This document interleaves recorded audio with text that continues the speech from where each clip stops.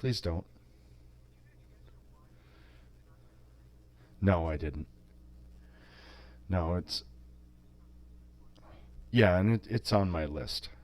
I just haven't gotten a chance to it yet.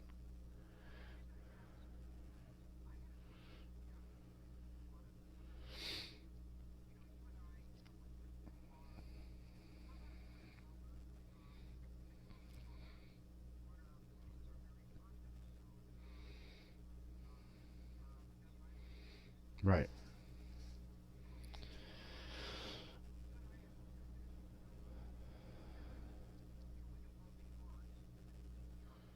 Right.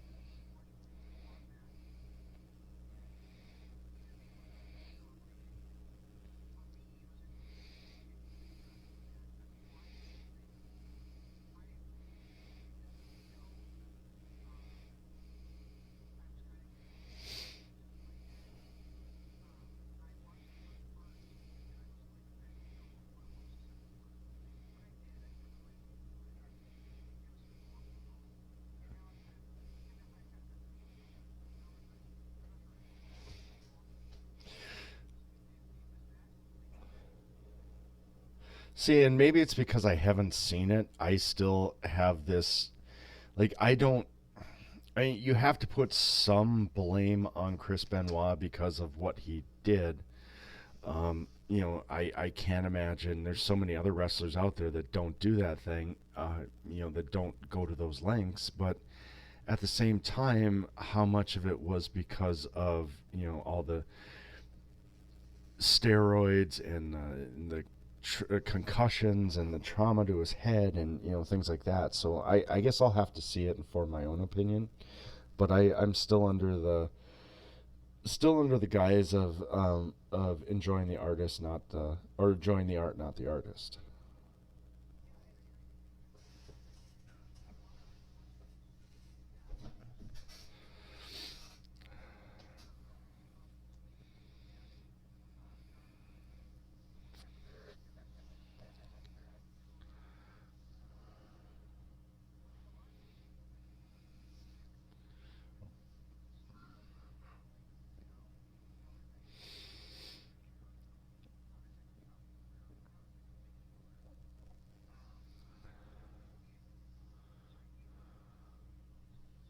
Right.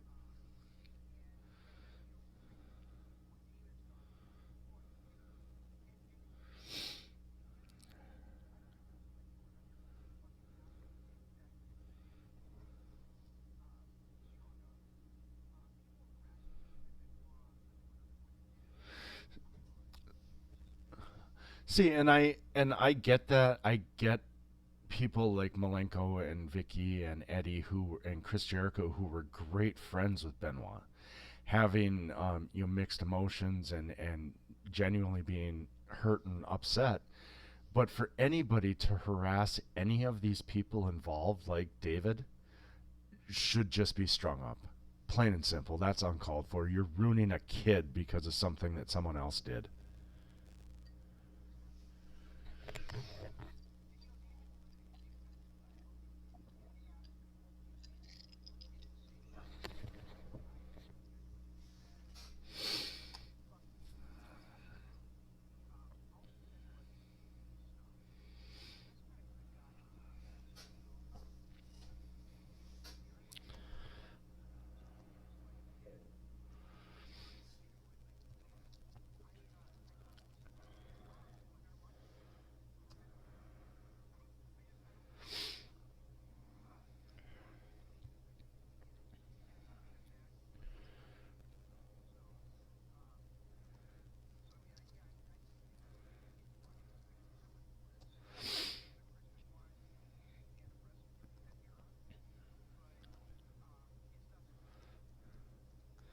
Yeah, you know what? I'm gonna skip it. Simply because I have my own version of Benoit formed, and I don't. As interesting as it would be to hear stories of people going through, I don't. We have enough crap going on in this world right now. And part of that will come up later when we discuss the Wrestletalk show, but it's just I don't want to have any more negativity right now. I just want to at this point I want to focus on my kid, my job, and things that I enjoy.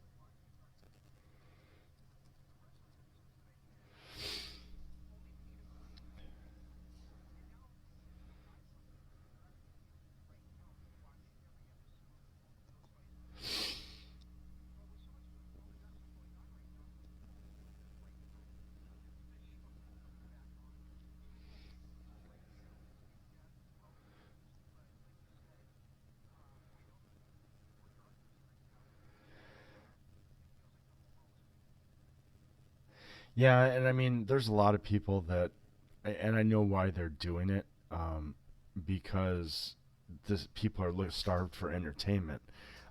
I'm not personally in a place where I want to put myself through that. I especially don't want to have anything sour my mood on somebody that I enjoy, and I've never stopped enjoying Chris Benoit matches. So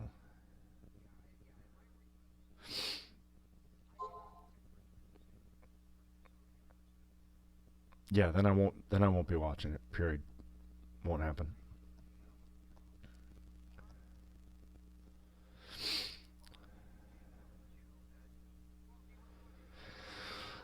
I want to get the MLW out of the way, to be honest, and I'm trying to look up results for it, but basically the whole reason Shane and I were huge fans of MLW for what pretty much all of last year until AEW and NWA started up and really started pilfering their talent, including oh yeah, yep, Ring of Honor too. They took Roosh, they took PCO.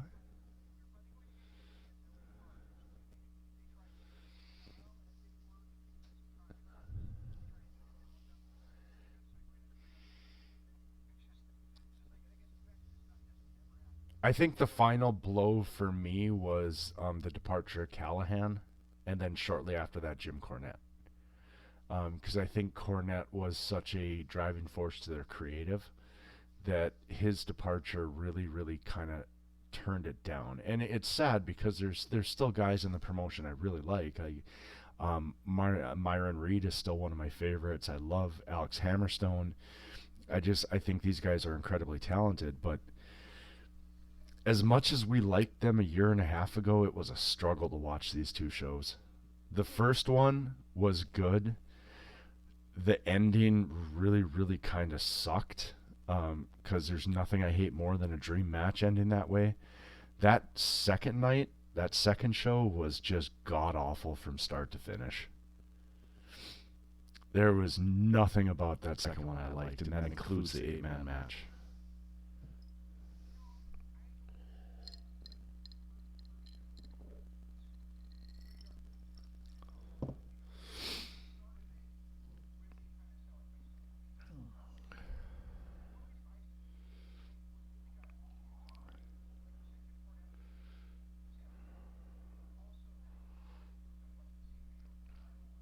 Yep.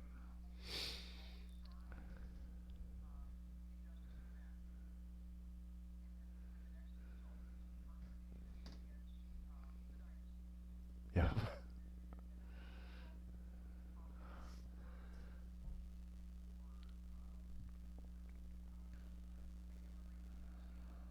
Country. Oh, um, Prociones de Dorado.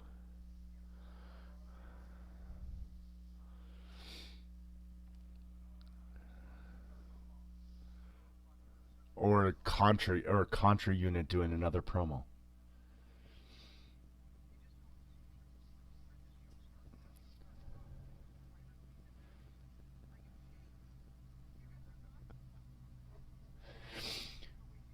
But that was a hell of a match.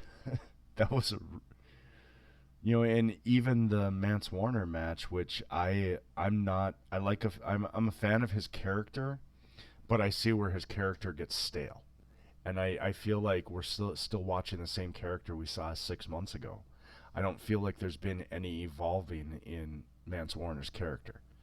Um, and then to have the match that he had, which was just kind of whatever.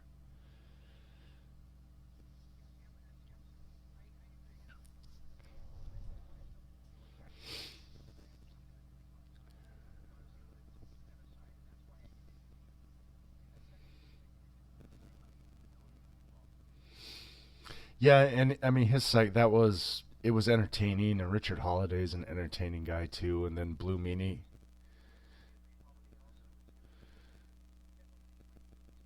And he's kind of taken a leap forward in that MJF role. So his character in 3 months has really evolved. Um, I, I I don't know who this guy, if member of the dynasty, some guy that they just brought in, made no sense. Him being undefeated and then losing to Mance Warner, I not really sure that was a great call. But I mean, I kind of get it, I guess. I wasn't impressed with that match, and then there was a Contra segment which they really, I don't know if it was mistiming on the announcer's part or if it was planned that way or what, but for Rich Bocchini to say, "Oh, later on we're going to have a video from Contra." Well, guys, you only got 15 minutes left of the show. It's going to come next. Oh yeah, there's Contra's music. You know, right? They just cut into the broadcast.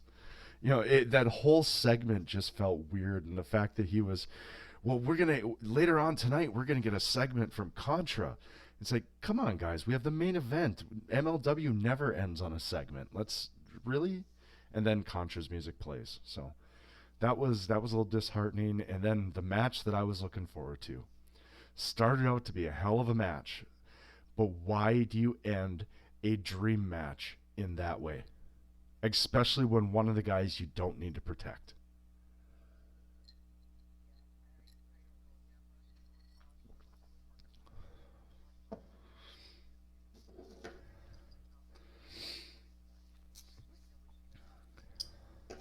That was just a bad decision all around.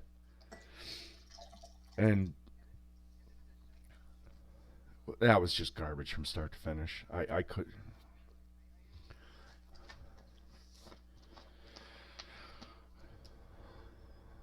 Oh, the cooking segment.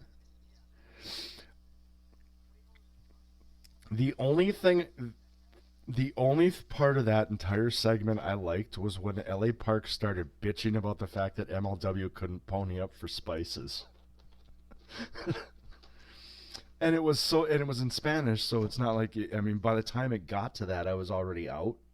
So I wasn't really reading the subtitles anymore, and then all of a sudden a word caught me, and I was like, "Oh, this sounds interesting." I started reading again.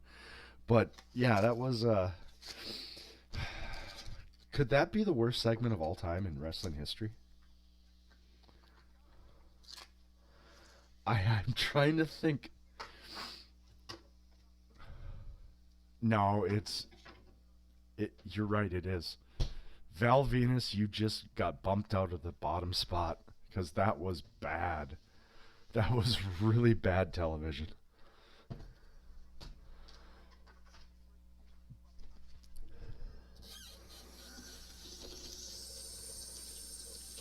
Yeah, but Bart legitimately got his ass kicked. That wasn't a produced segment. There wasn't any creative behind that. That was Bart. That was Bart getting his ass legitimately kicked by a real boxer.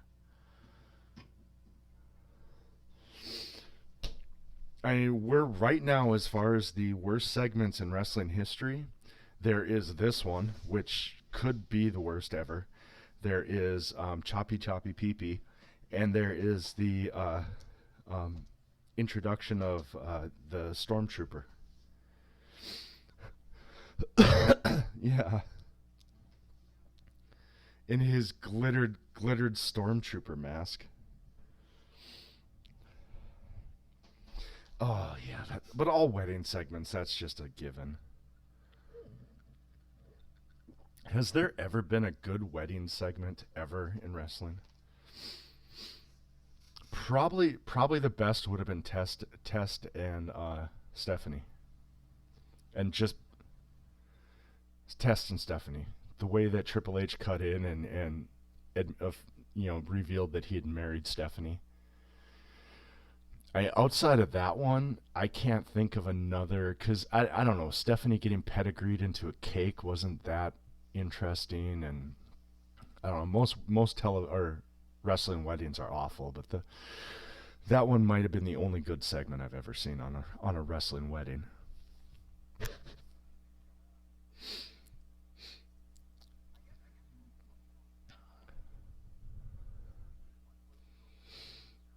Yeah, that was fun. I guess that was. Wait, we're not. No, no, no. All right, that was entertaining too. But there was something about a passed out Stephanie with Triple H being a puppet master at a drive-through marriage ceremony that still piques my interest. I can still watch that over and over again and laugh every time.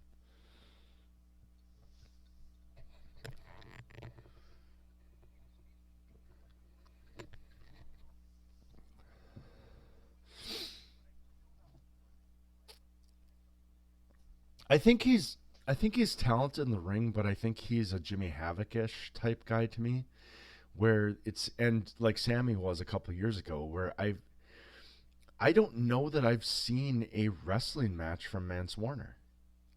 When I started to see wrestling matches out of Sammy, when I started to see him out of John Moxley, when I started to see him out of Jimmy Havoc, I appreciated what their hardcore style was a lot more. I haven't seen that out of Mance yet. Even his wrestling matches seem to be a little bit too hardcore for me.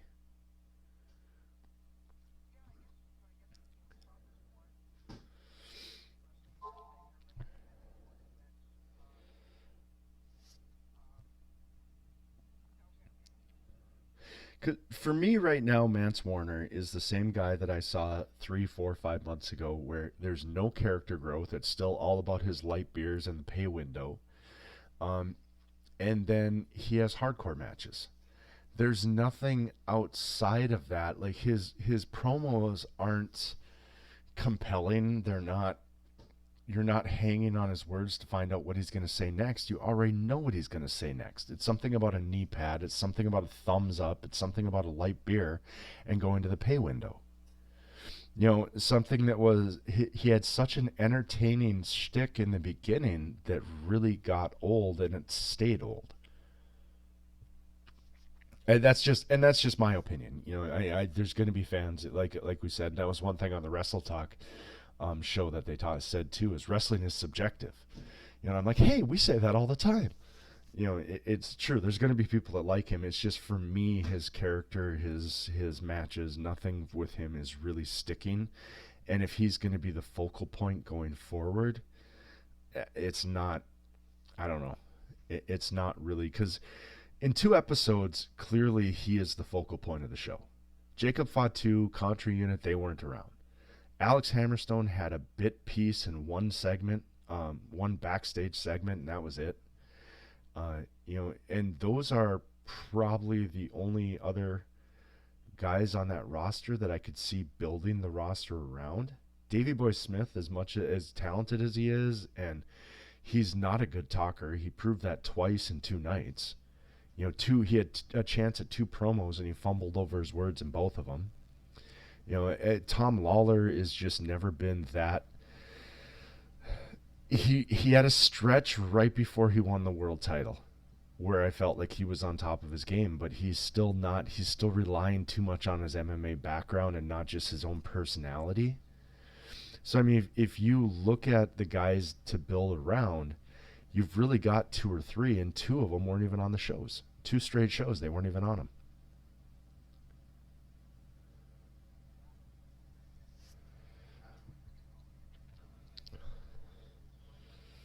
Yep.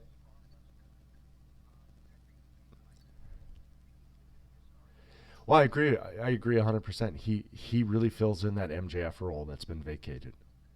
He is definitely the leader of the dynasty, and he really fills into that role. And his my lawyer slash father gimmick is still, I still chuckle. It's still one that I really like.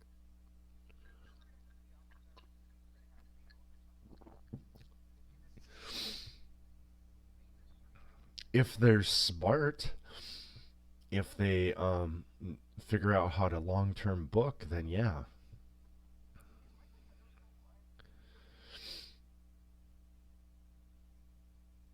And Holiday kind of looks like him. I could definitely see him as a brother to Bo Dallas and Bray Wyatt, because he does have that look to him.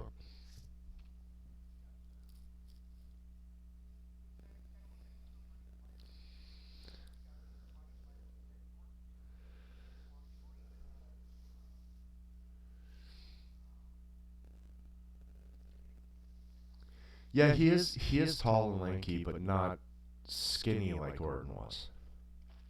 Like Orton, I think at one point in his career had 0% body fat.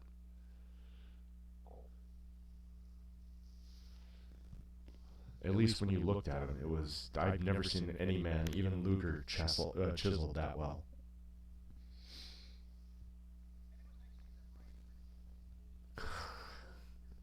What the fuck? I literally lost all respect for Pro Wrestling Illustrated. Literally, when and but I'm watching. How are there that many fans of Pro Wrestling Illustrated that even know who Brian Pillman Jr. is? To know what the gimmick is with him in MLW. They they barely hit 100,000 viewers this last couple of weeks. So how are there that many people out there that even know that Brian Pillman Jr. exists to vote him as Rookie of the Year 2 years in a row?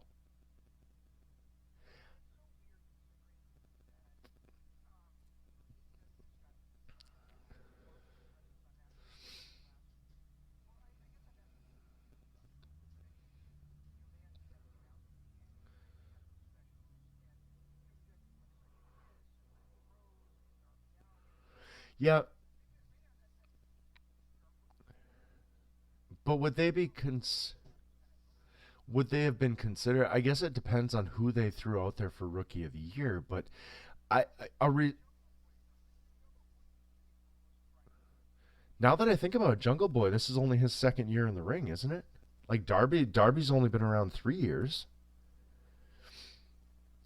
So these are guys that would have won it. Not it's just it screamed to me like that Pro Wrestling Illustrated. How could they buy into an MLW gimmick?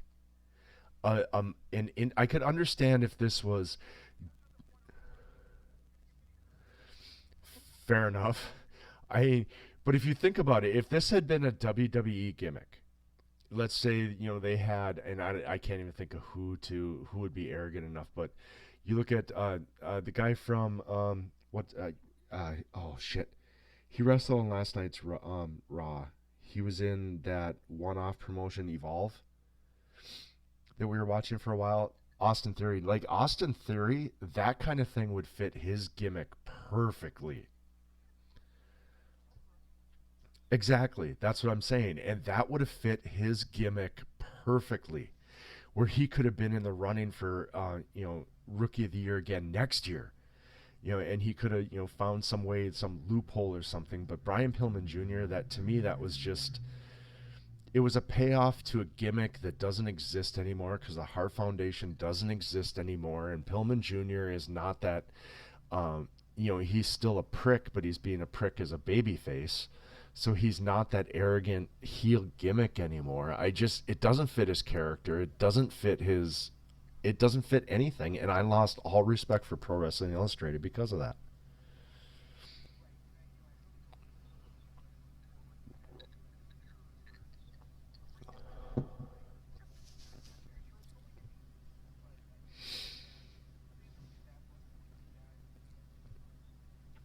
And when he originally said that last year, it kind of made sense because it fit his cocky gimmick because he had just turned on Conan and he had just turned on somebody else. There was another um, old school wrestler that he turned on that knew his dad. I can't remember the name, but he just turned on a couple of guys. He had just turned the joined the Hart Foundation. He was on fire with his gimmick and everything, and it made sense last year. But it's probably something that should have been forgotten and just let run away.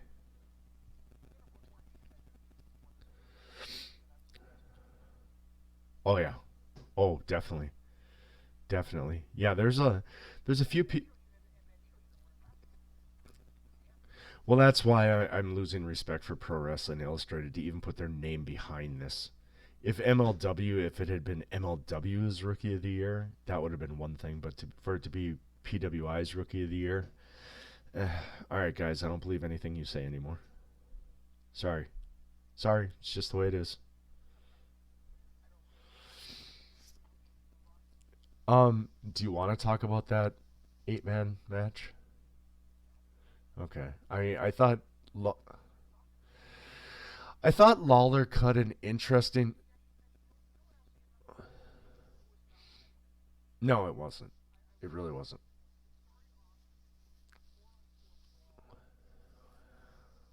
And it should have stayed that way.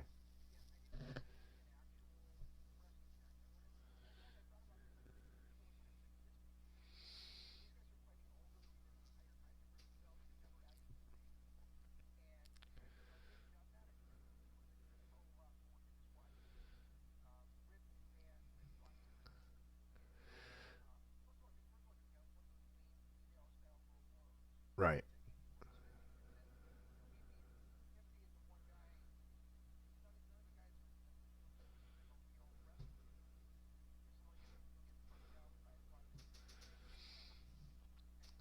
There was so much wrong with this. And that's kind of what I mentioned in the opening, and the only reason I wanna talk about is because there was just so much wrong, and hopefully MLW you're listening and you can learn from your mistake. But Lawler was in the middle of a great heel promo. I'm not going to deny it. He was in the middle of delivering a great heel promo to start the match. And then the crowd started chanting using explicit language, and he went straight from heel to babyface saying, "Hey guys, there's kids in the audience." And then he ended the interview. He ended the promo right there. And it's like, wait, what just happened? Stick.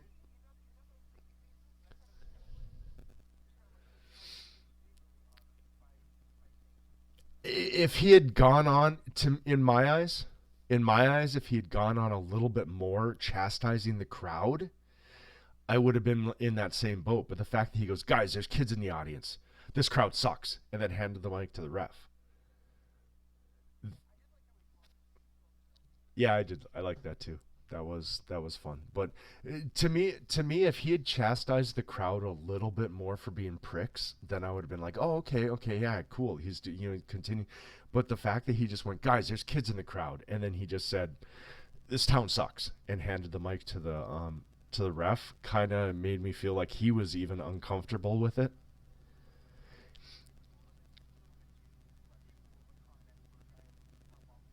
Exactly. Yeah. Right. But because it was the character that he's got and everything, it just felt like he was uncomfortable with the situation. Just like, I'm going to end this interview. If he was smart, what he would have done is he would have extended that interview, and we could have gone past that whole stupid table shot at the end, and just done the interview or done the promo an extra minute and a half or something, and just ripped into the crowd. Ripped into the crowd for being awful parents and putting their putting children at this kind of disadvantage. Just whatever he could have done, freelanced it, done something. But just the way that he did it, it was like, ugh, ugh. And then,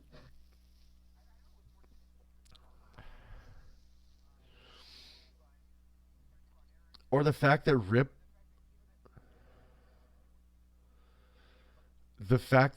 was getting his ass kicked, and the other three were like, let's just beat up on the Von Erichs. You got a member of your team getting destroyed in the ring. Don't you think maybe one of you should dive in and help him out?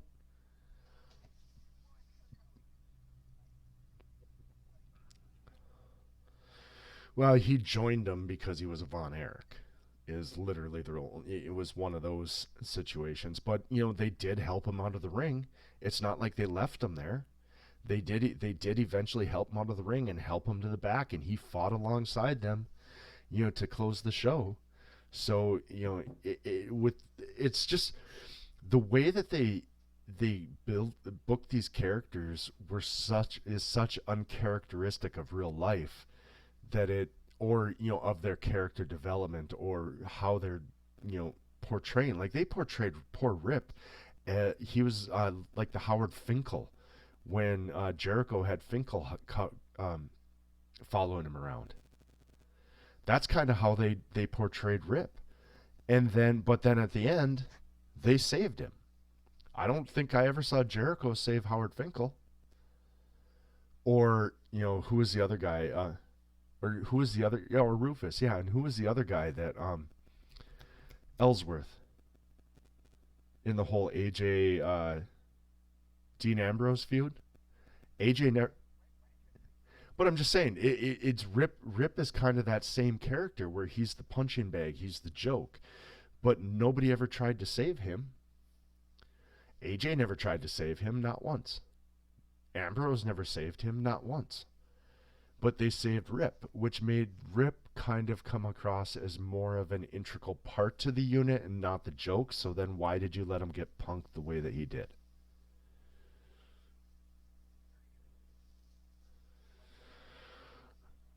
It's just those. I'm really into like those really subtle, intricate details. Like, when you see a guy get kicked in the shin, to have him grab his shin, 4 or 5 moves later, to me that's something that's huge. That brings so much more to the match that isn't normally there. And when you see little things like this that just go beyond common sense, it really stands out. And I think, had it been done differently, I think they could have told a great story from start to finish in this match. I think they started in a good way, but then ended it. And then they went another direction and then ended it. And then there was a whole nother direction, and then that ended. And then there's another, it was too much start and stop a storyline for me.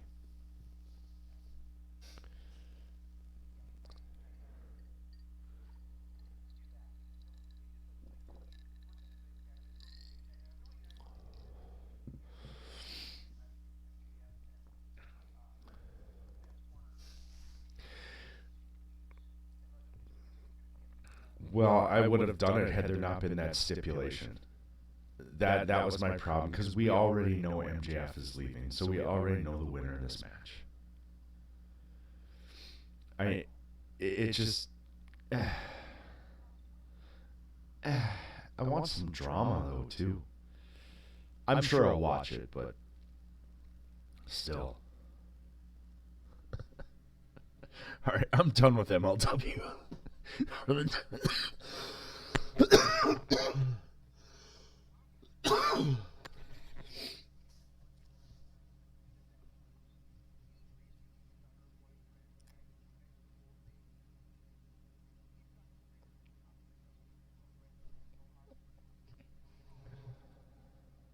Who's that? Oh, I've been looking forward to this. Did you write all this down?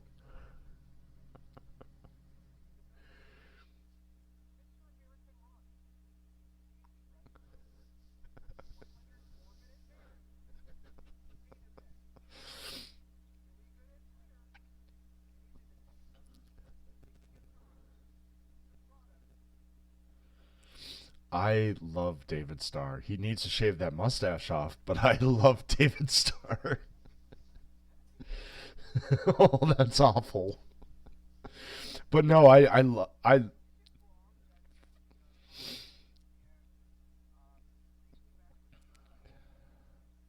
see, and I really like that match. I thought my two favorites were, well, actually three, because I thought there were three really solid matches. I thought this David Starr match and Callum Newman was great. I really liked Fletcher and Mills, and I loved the Osprey Priestley match. I felt like the Osprey Priestley match maybe went on about 10 minutes too long, but I loved it. I loved what they did with it. I love the fact that they made that Will didn't treat B like the Impact wrestlers are treating um, Tessa, even though the announcers tried to sell it like he was treating her with disrespect.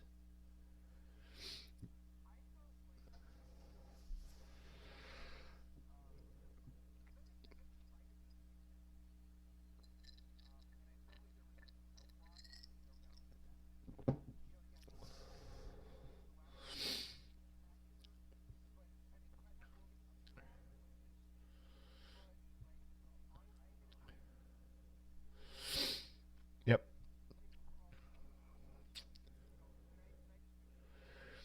And I that's what I'm saying. I felt like the first 10 minutes it went 10 minutes too long. And the first 10 minutes was dragging. But once B dropped Will on his head on the apron, that's when I felt like it picked up, and I enjoyed every second after that.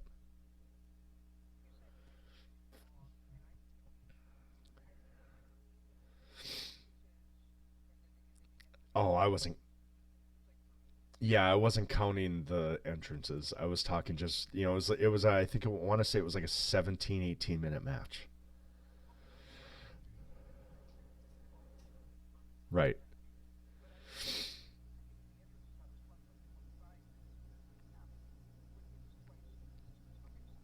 Yeah, I mean, I felt like the beginning and the oh, it's his girlfriend and oh, blah blah. I thought all that stuff in the beginning was awful, but once B dropped him on his head on the apron, I every second after that match, I was enjoying. I enjoyed every second of that match after he got dropped on his head.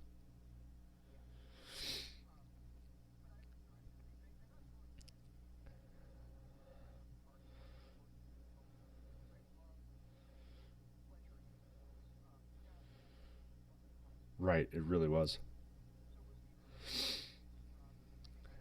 Callum Newman, and the kid is he's only a 17-year-old kid. That dude is a man. I don't care if he's only 17. I would be afraid of that kid. And and I had I think my issues with the if I had issues with any of it, it would have been that five-way scramble. I'll get to that in a second, but as the David Starr Callum Newman match was a great story that was told not just in the ring, but everything that led up to it. The interview in the back, the introduction of David Starr, the heel performance out of David Starr, even though he's David Starr is one of the biggest baby faces on the globe. But he did a really good job of being that heel character that is has disdain for this young kid who's coming in who he thinks got it all handed to him. I love their the interview in the back, the way that they started the match leading into it. Just everything about this match I absolutely loved. Everything.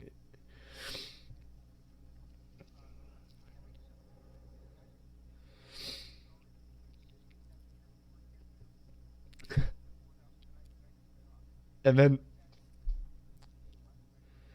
well, the independent is new. I know that because he was never known as the independent before. That's a new thing to it. But I believe so because I don't remember that either. But I think my favorite part of his whole interview was when he made him stop, go back, read the line again, and then start up. You missed a line. You missed a line. Go back. Go back. No, no, it's wrestle. Yep. I, right. I just yeah, I loved his performance in this match, and he's kind of the new Kota Ibushi since Kota has signed now with New Japan, and he's no longer that independent guy.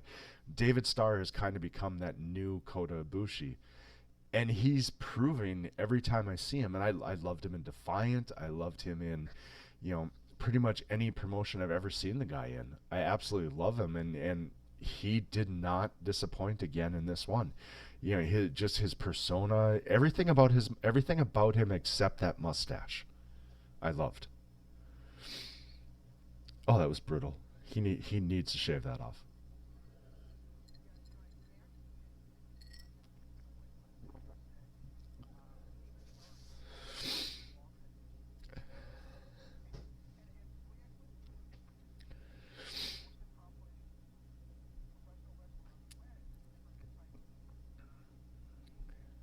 Has he never? I thought he worked with TNA for a little while. I'm not gonna look it up, but I could have swore he worked. I mean, he does work for Rev Pro, but that's kind of. I don't know. Would they be considered like the Ring of Honor of England? And they kept calling Rev Pro an independent promotion, but I don't really see them as an independent promotion because they're kind of the showcase for England.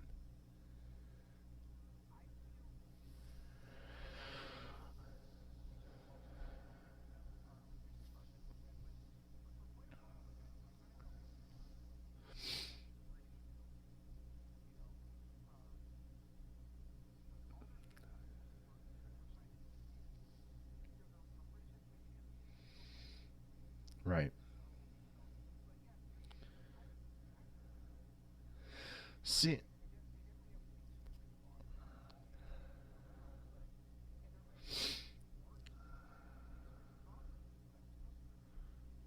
See, and I've always viewed them as kind of a Ring of Honor type show where they're no longer a independent, but they're not up with the big dogs yet.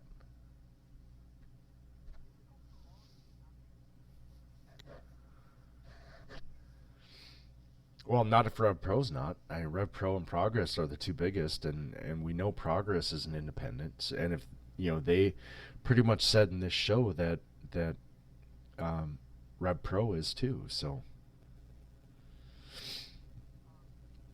the only my only drawback on this entire show, and I loved it. I'm starting to really enjoy the no crowd feel because it's allowing me to form my own opinions on the matches. Like I'm not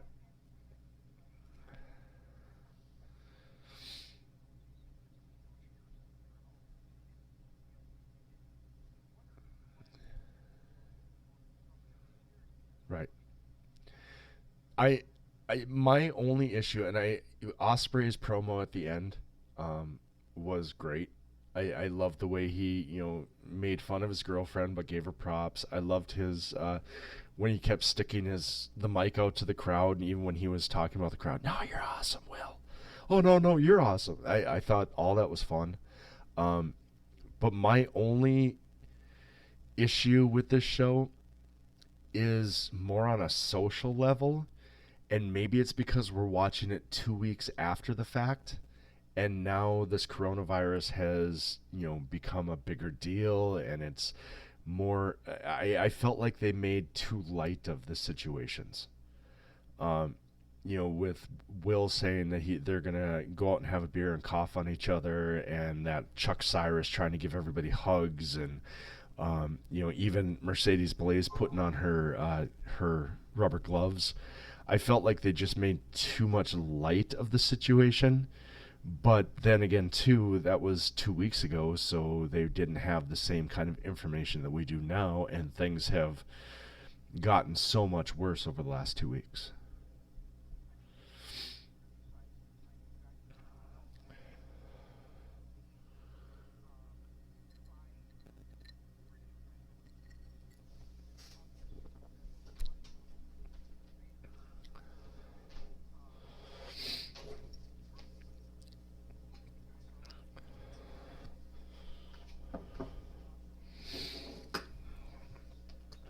And well, and Malik and Robinson, and all right, we've been following independent wrestlers, especially a lot of these guys are from Defiant, which we watched for a while. So we've got kind of our feet in the ground on a lot of these people and a lot of the names that we saw.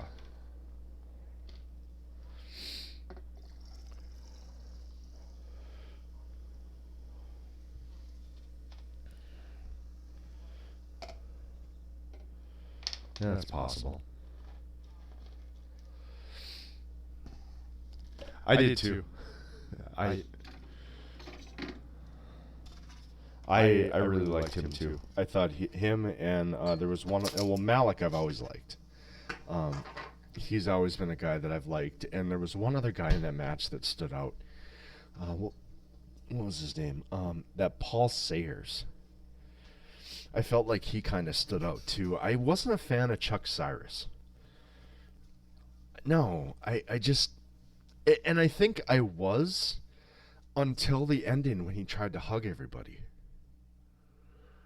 And I felt like he played his big guy monster character greatly, but then he tried to go with that soft side Otis type feel, and it just soured me on him.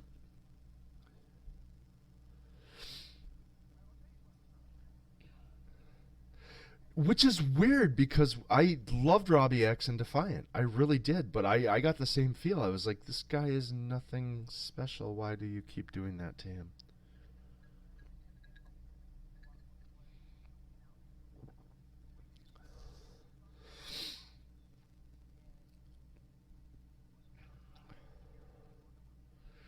Which, when he was in Defiant, he was a lot better than generic luchador number 14. So I don't know if it was just the way the match played itself. I don't know if it was because they were trying to put over Cruz and Steel so much. I'm not sure, but this was not the same Robbie X I remember from Defiant.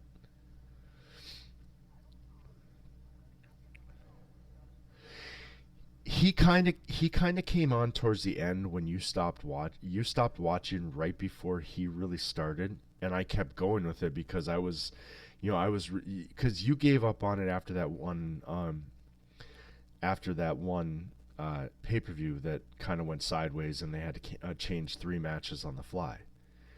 And I kept watching, and a lot of that's the reason why I like Kyle Fletcher so much. Granted, I like Aussie Open better, but I do like Kyle Fletcher, and I do like Paul Robinson, and a lot of the reason I like El Phantasmo is because I stuck with Defiant and really got to know his character and the stuff that he was capable of. So when I come at you with the El Phantasmo being great stuff, a lot of that's because I've got a little more history with him than you do. And I've seen what this guy's capable of against lesser opponents. Now seeing him do that same thing against bigger opponents and better opponents is even more amazing.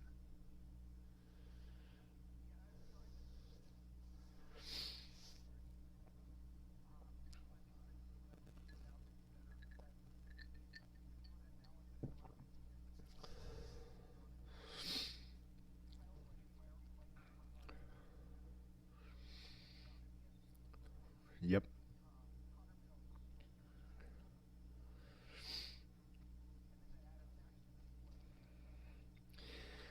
And of course David Starr.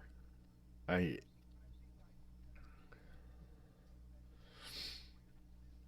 I'm really interested in watching this Callum Newman and seeing his career, considering he's only 17. And just I thought, you look at a match and you watch guys, and you can tell when AJ Styles is carrying a guy. You could tell when Bret Hart was, or Shawn Michaels, or I never got, and David Starr is unbelievably talented. He's put on great matches against a lot of top ranked independents, and I've seen him in the ring against Rampage Brown and other guys. He had that match against El Phantasmo that I thought was amazing, and I've seen him do great things in the ring. But I never one time got the feeling that David Starr was carrying Callum Newman. I felt like Callum Newman, as a 17-year-old kid, was standing in there toe to toe with him.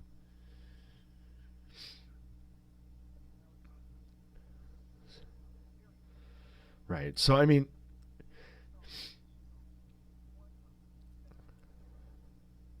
oh, absolutely. And it's a shame that he's not. He's one of those guys. And we kind of talked about this about Kenny Omega and AEW. Anybody who's an American fan, anybody who's a wrestling fan, Japan included, because let's face it, even Japanese wrestling didn't get to see Kenny Omega on a weekly basis. And now you get to see Kenny Omega, a guy who is bar none the best wrestler in the world, and he goes out and proves it time and time again. He's so fluid, he's so good on the mic, he's so good with everything that he does. David Starr is another one of those guys that I feel like could be there at some point. He's a little bit shorter, not as built as Kenny, but he tells great stories in the match. He's got a great personality and a great charisma about him. And his entrance is still one of my favorites with all the introductions. I really wish that David Starr would sign with somebody to get that weekly. Well, okay, not sign with somebody other than WWE, because I don't think they would really know how to push him. But if he could sign with a major promotion that would know how to push him and get the exposure, I think David Starr is a guy that could be talked about as one of the best wrestlers in the world in the next few years. I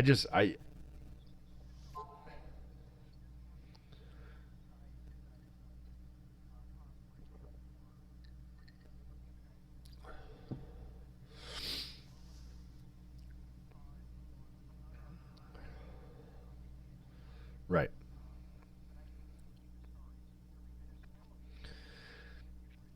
He's in that Daniel Bryan mold where he's not going to be that guy that, or CM Punk.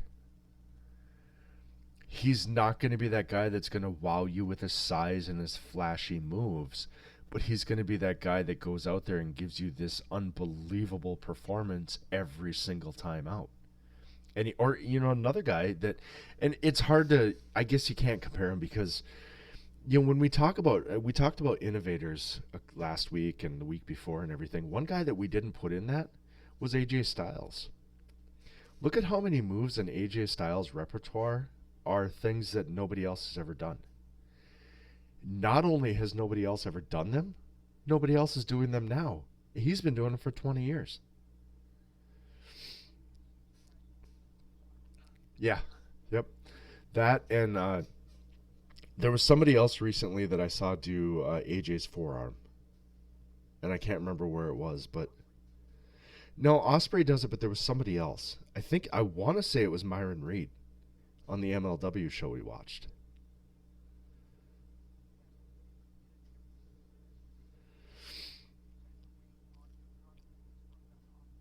Right. Yeah, but it was so similar to what AJ does that. But if you look at it, did anybody do the Pele kick before AJ?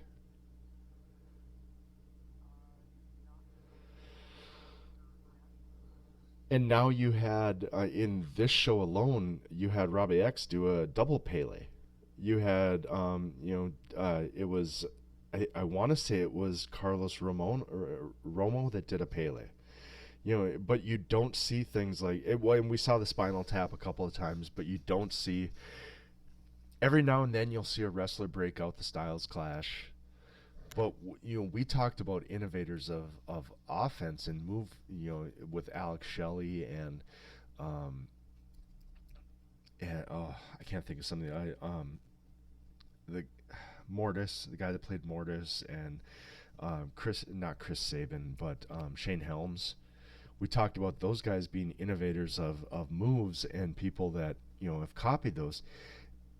is the reason why most people don't copy AJ's moves is because they're so amazing that you can't copy them?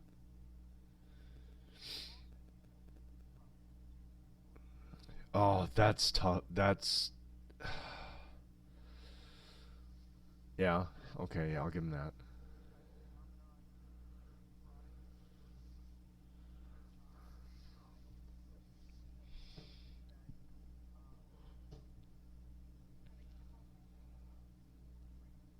Somebody did that on this show.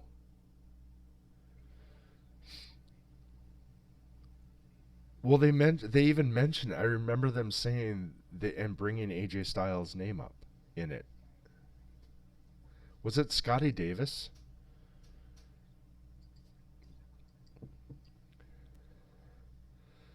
Because I remember hearing them say that, and I actually rewound it and watched it. I'm like, that's not AJ's move. Why are you even comparing that? But they, what else? There's one other thing AJ does too that it's. I was actually thinking about this right before, and I know we're up against the time here and everything, but I was thinking about this right before we went on the air about we talk about the goats, in every I'd say probably 10 years, a new batch of greatest of all time show up. There was Flair and Hogan, and then there was Bret Hart, and and then Shawn Michaels, and then all of a sudden, here comes Austin and Rock, and these guys. Now I think we're to a time where if we're looking at the greatest of all time, I still have Flair in my top five. I still have Shawn Michaels up there, even though I hated his personality. I loved his work. Bret Hart will always be there, but I would have to say probably my two goats right now are AJ and Chris Jericho.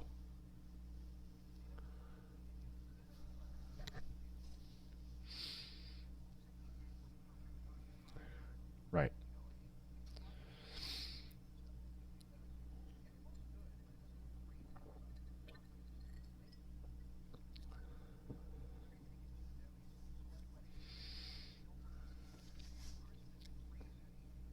And I think a lot of that is because isn't Will about 4 inches taller than AJ too? There's a lot to it, but you can definitely see a lot of AJ Styles and Will Ospreay. A lot of influence there. Um, and it was nice to see Paul Robinson do a Robinson special. I really enjoyed that. That made me really happy. I don't know why, but that made me really happy. But all in all, I thought this Chicken Nandos. Yep, I enjoyed that too. That was fun. I don't know. I thought once she dropped him on his head on the apron and he just stayed there, I think that's when that match really picked up, and I enjoyed everything after that moment. Way too long. Way too long to get there. But yeah, I'll definitely. There are some people I'm gonna watch in the future. I've kind of checked out Paul Robinson from here and there. I'm definitely gonna watch Adam Maxted going further. I'm gonna watch Paul Sayers. I'm gonna watch Callum Newman, of course, David Starr, of course, Kyle Fletcher and Connor Mills. Um, those are guys that I'm really gonna pay attention to, and if I ever get a chance to see them again, I'm definitely gonna do it. And I hope that even if Wrestle Talk doesn't put on a show like this again, I really hope that somebody does, because this was enjoyable, and I'm really starting. We're what, two? Are we 3 weeks into it, or this will be our third week now with the no fans coming up on AEW, and I'm not gonna lie, I am starting to really enjoy it, because I'm enjoying being able to sit down, watch a match, and not disagree with the crowd because of what I see.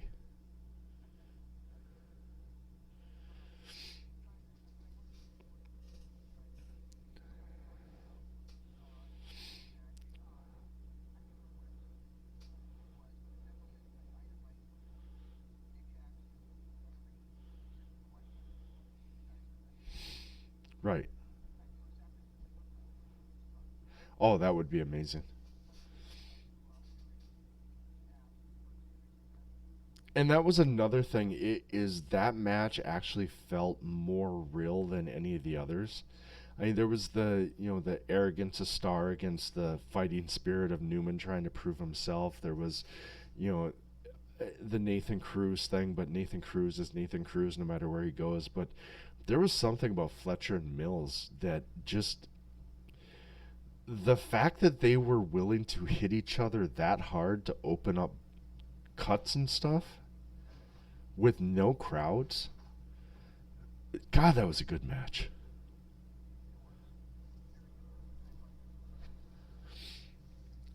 So anyway, guys, I don't know. You have anything else? I guess.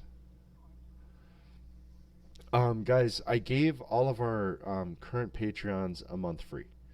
Um, we've been dealing with coronavirus, coronavirus, and adjusting to working at home and children, and Shane and his wife, and we've been dealing with all this stuff behind the scenes. So we haven't been able to do a Patreon show for a couple of weeks. We haven't done our normal YouTube show for about a month now. So, and I know times are tough for everybody, so I just, as appreciation to our current Patreon listeners, I did give the month of April for free to anybody who's a current Patreon, and I also set it up last week so that if you join after the 10th of the month, you will get the remainder of that month for free. So right now, because I gave the 1 month to everybody, anybody that joins starting now will get the month of April for free just to check it out and see if they like it. Nobody will be charged until May 1st. And then starting on May 1st, anybody that signs up after the 10th of the month will get the remainder of that month for free. It will actually kick in May 1st, June 1st, and so on will be the payment dates for donations to us. But be sure to check it out. It's patreon.com/Kingdom of Honor. Lots of free stuff lots of stuff on there. Including, hopefully, depending on WrestleMania, and if we can even get it in, we might start that up again next week, but it's probably going to be the week after because Lord knows WrestleMania is going to be like 14 hours of... And we didn't even talk about that Roman Reigns thing. Also head to our YouTube, youtube.com, search Kingdom of Honor. All of our shows are now live on there, including one exclusively live monthly show that we're going to do. Hopefully someday we'll get back to doing it twice a month like we've been doing, but right now I'm going to commit to once a month. And then, of course, Twitter, I'm at Regi Co-op. He's at ZanmanLOP. And use hashtag DAD and hashtag KOH for everything.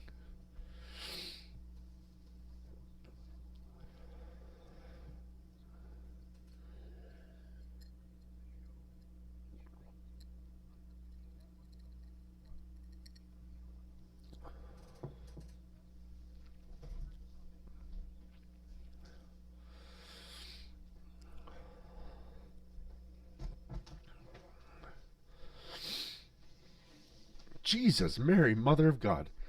Roman Reigns must have been on the first night.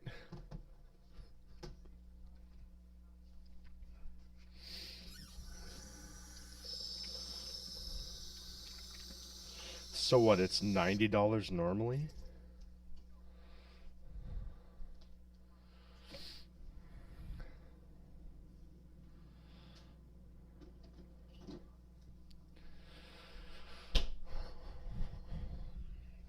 Shocking that Comcast has issues.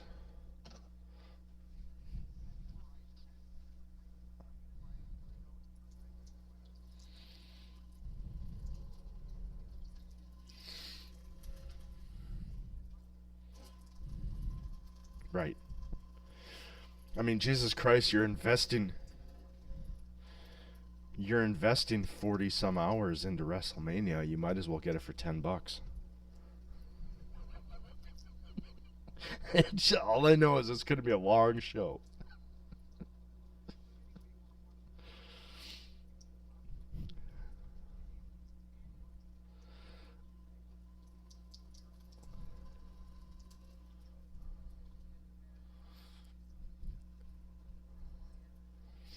Are they going to do that in a bar?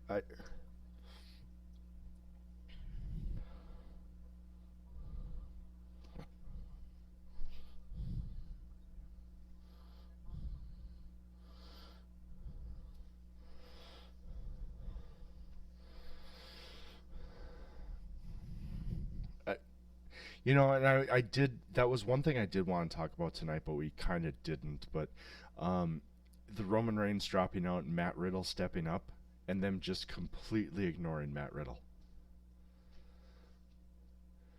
Matt Riddle stepped up and issued the challenge. But I would have rather seen a Matt Riddle against Goldberg than somebody that we've seen fail multiple times. All right.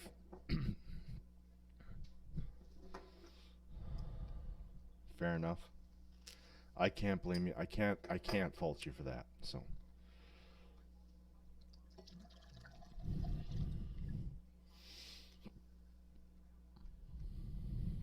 Oh, yeah, there's an 8-man tournament coming up for that. I literally just saw that.